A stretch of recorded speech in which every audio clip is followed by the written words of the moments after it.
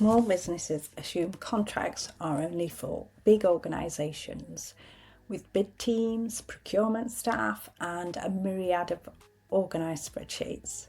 And yes, some contracts do need that, but not all of them.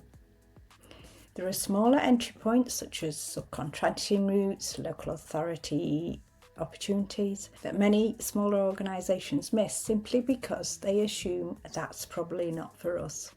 In this video, I'll show you how to start finding contract opportunities as a small business, a community interest company or a social enterprise. I'll be showing you where to look and what to look for. In this video, I'm not going to show you how to apply. Let me know in the comments if that would be useful and I can do a video on that. So presumably it would be useful to know. So let's look at finding contract opportunities. So first, understand what a contract opportunity might look like. Sometimes it's a formal tender on a procurement portal, or it may be a lower value quotation. Sometimes it's a partnership opportunity or a commissioning conversation happening long before any kind of paperwork or agreement appears. And that matters because if you only look for the word tender, then you may miss other useful routes. Remember, to find out about some of these opportunities, you need to have a good plan for finding them. So you can build your plan on a spreadsheet. So it's easy to regularly click through and find opportunities. You'll see on some of my other videos that explain how you can set this up, and I explain it in detail in my courses and provide the template and workbooks to make it easy. The second thing to do is to check local authority websites. And this is one of the most obvious places, but often it gets overlooked. Don't just look once and give up. Check procurement sections, commissioning pages, voluntary sector pages, provider updates, and sometimes even cabinet papers if you want to get a sense of what's coming in the future. So thirdly, look at the procurement portals. It's not only local authorities that have opportunities. Most of the public sector, public service, government bodies will tender work out. So, for example, if you provide some kind of health product and services for health services, then check out the NHS tenders.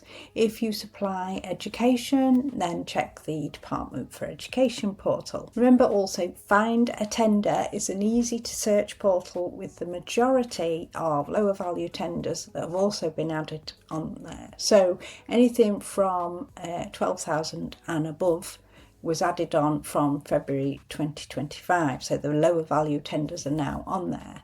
That is findatenderservice.gov.uk. I'll put the link below. Different commissioners use different systems, so it's worth knowing which ones are relevant in your patch or in your sector. I always tend to start with Find a Tender, and then that'll lead you to a specific portal that that agency uses or a website link. That way you'll learn the direct route, particularly if you're only looking for one or two contracts to start. So remember to add the links onto your spreadsheet that I mentioned earlier. The fourth thing to think about is to pay attention to sector newsletters and networking opportunities. So contract opportunities don't only arrive with a giant announcement. Sometimes you hear them because a commissioner is consulting, testing the market or speaking to providers before they do a formal process. On procurement portals, they can do market testing, so don't be put off by this. Spending time to put your foot in the door with a market testing exercise can pay off later when the tender is announced. But also don't spend too much time if it's not going to pay off later. You have to get that balance right. And this is why local relationships matter. Remember, you need to network like your business or your social enterprise depends on it, because it does. Fifth thing is to explore subcontracting and consortiums. So if you're too small to lead a contract, that doesn't mean you can't deliver one. Many smaller organisations build experience this way. So for example, let's take a community interest company that has just started up and wants to work with children and young people. Perhaps you can provide sports, or my community interest company provides upcycling crafts and children's activities. If you're just starting out and you want to test your ideas, then it's great to team up with a more established organisation that provides, for example, holiday activities through the holiday activity programme with the local authority.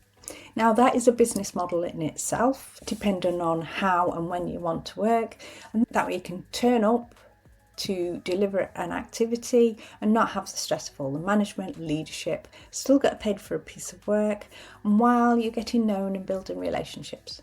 So you can work all of the holidays, if that's what you want to do, with other providers buying you in. You can then expand that work to deliver a contract yourself, or find more partners in your local authority area to deliver with on behalf. And it depends entirely on how much work you want to do and how much responsibility you want to take. And 6, and this is really important, you must get clear on your offer. And this is a big one. Contracts are easier to spot when you know exactly what you are selling or exactly what you are providing. If your message is too broad, then everything looks vaguely relevant and nothing quite fits, and you'll waste a lot of time going for things that don't suit your vision or your mission.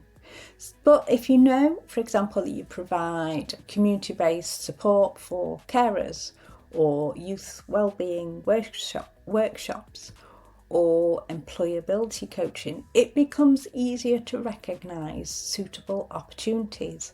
A lot of people get fixated on having a great mission statement or a vision which sounds great, uses all the right words, but it may not always be clear what you do. If you're not clear, then opportunities will pass you by because no one quite understands what you do, who you work with, and what difference you make. So finding contracts is only one part of the picture. You also need to apply and have all the tools ready to be contract ready, which is a whole separate issue that I'll discuss in another video. But the first step is stopping the assumption that contracts are only for huge providers, because smaller organisations can absolutely play a role here, especially if they bring local insight, trusted relationships and specialist knowledge. If this was helpful, please let me know in the comments. Tell me what you're struggling with in terms of funding and contracts, and let's see how I can help. Also remember, if you subscribe to my channel, then the algorithm will know you're interested and will send you more useful videos to help you be successful. Thank you for listening.